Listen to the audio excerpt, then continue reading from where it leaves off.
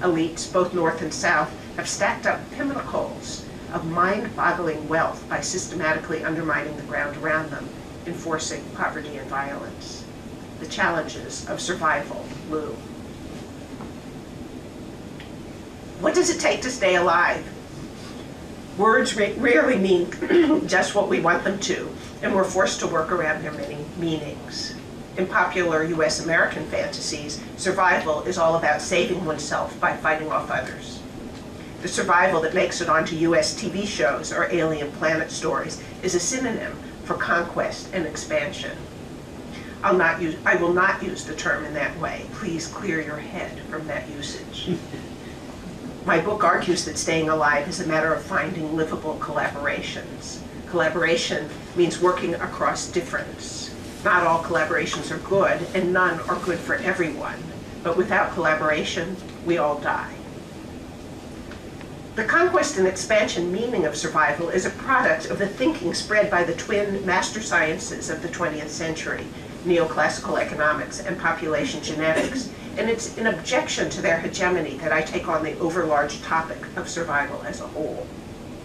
Neoclassical economics and population genetics were each born in the late 19th century, and each came to power in the early 20th century with formulations bold enough to redefine modern knowledge.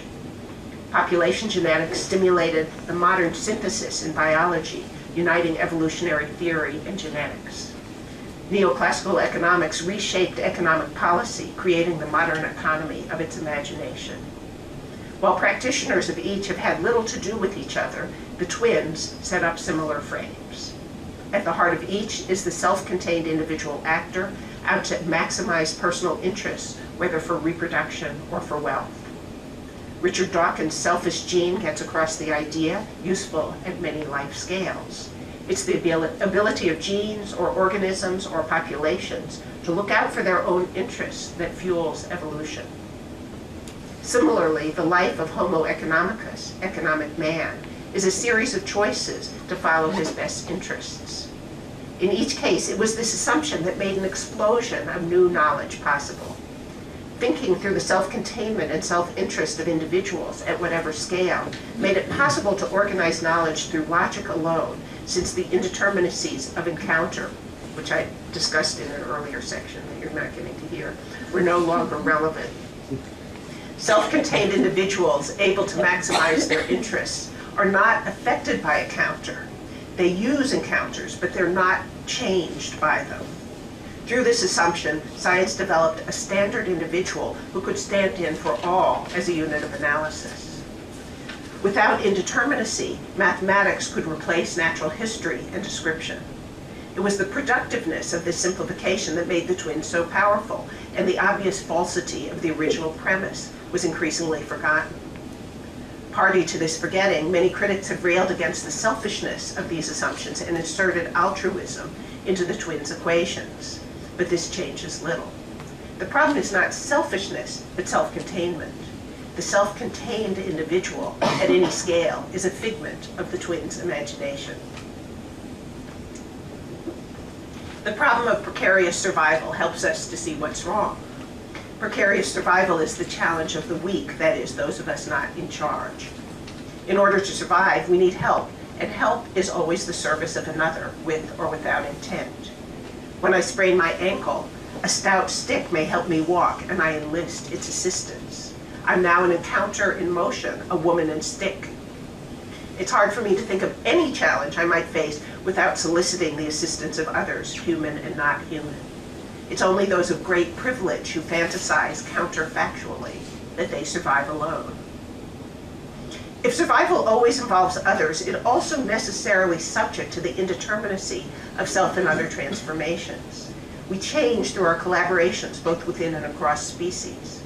All the important stuff for life on Earth happens in those transformations, not in the decision trees of self-contained individuals.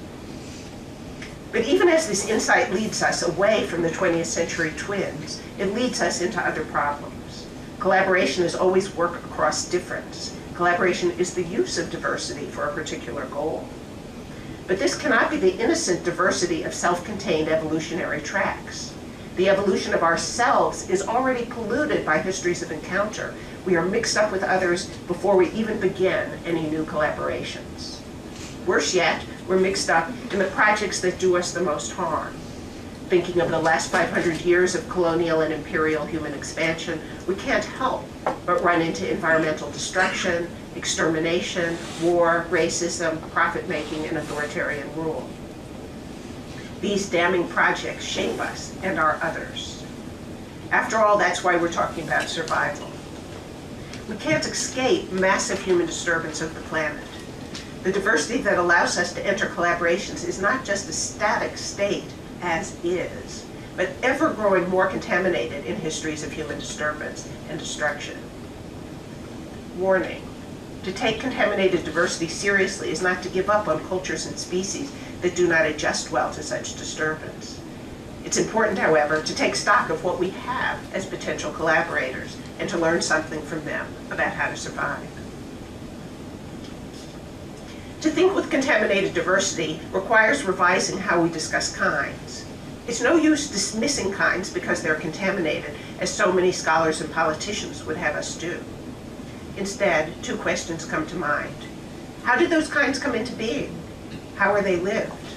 Both questions require a willingness to move across scales. What histories, near and far, congeal in this kind? They also require the ethnographic commitment to watch categories in action. Together they take us into patches and polyrhythms where kinds emerge and change in projects of collaborative survival. Consider the Eastern Cascades Matsutake Forest. Here, the arrival of Southeast Asian refugees from the US Indochina War has converged with the fire suppression-based conservation of lodgepole pines and firs to enable the commercial Matsutake harvest. This is a classic multi-species collaboration. But what does it mean to be mien, or to be fir, or even to be reserved for conservation? These kinds enter the collaboration from histories of transformative ruin, even as new collaborations change them. The diversity of the landscape is contaminated diversity, and this shapes the collaborations it sponsors. A bit of critical description of this landscape demonstrates, but this is not a pretty story. If I tell it without the sounds of chainsaws, gunfire, and grief, please conjure these sounds between my words. What is mien? A category cobbled from multiple histories and come to new life in the United States. And in some sections I skipped, I had introduced a mien Matsutake picker named Cow. The distant ancestors of Cow's mien community are imagined as always already in contradiction and on the run. Moving through the hills of southern China to hide from imperial power, they also treasured imperial documents exempting them from taxation and corvée.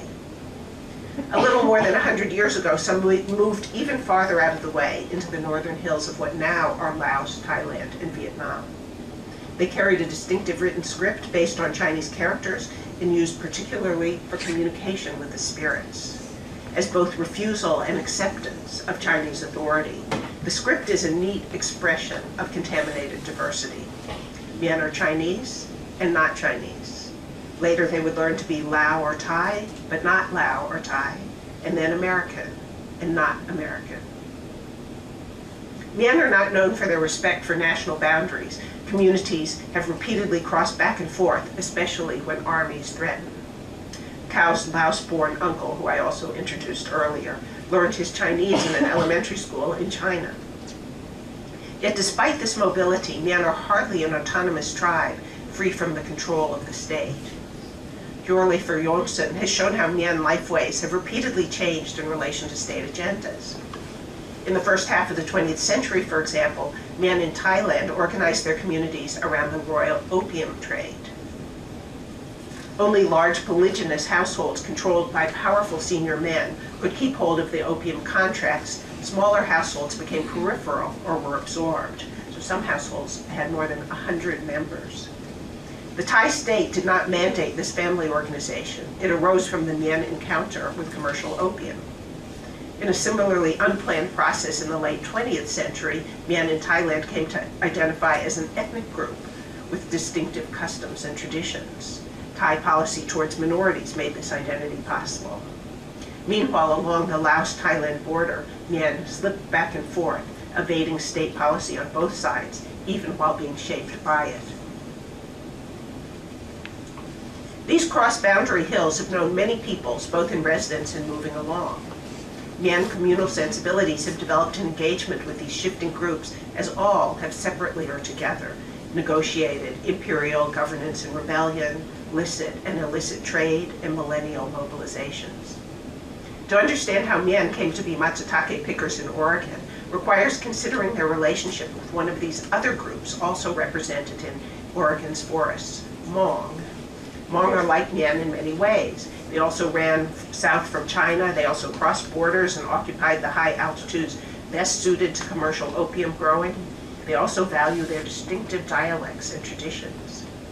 A mid-20th century millennial movement started by an illiterate farmer produced a completely original Hmong script. This was the time of the U.S. Indochina War, and Hmong were in the thick of it. As linguist William Smalley points out, discarded military ordnance in the area would have exposed this inspired farmer to English, Russian, and Chinese writing, and he might also have seen Lao and Thai. Emerging from the trash of war, this both distinctive and multiply derivative Hmong script, like that of the Mien, is a wonderful icon of contaminated diversity.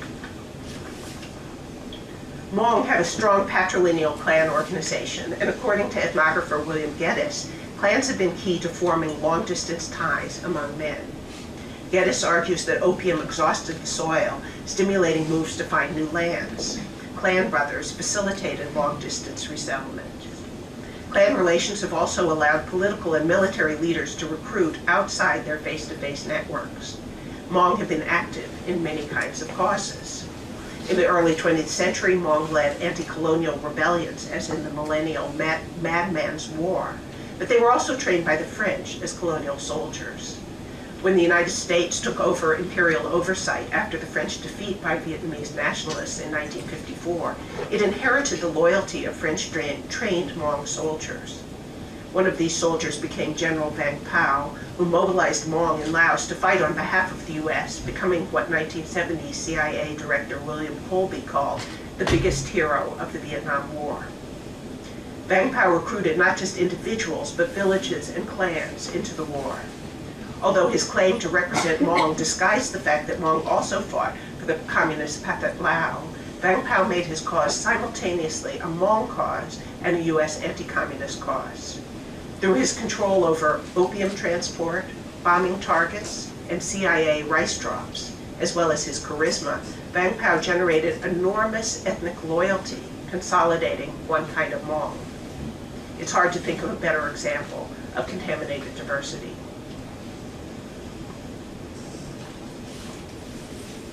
Some Mien fought in Vang Pao's army. Some followed Hmong to the Ban Vinai refugee camp Vang Pao helped have established in Thailand after he fled Laos following the U.S. withdrawal in 1975.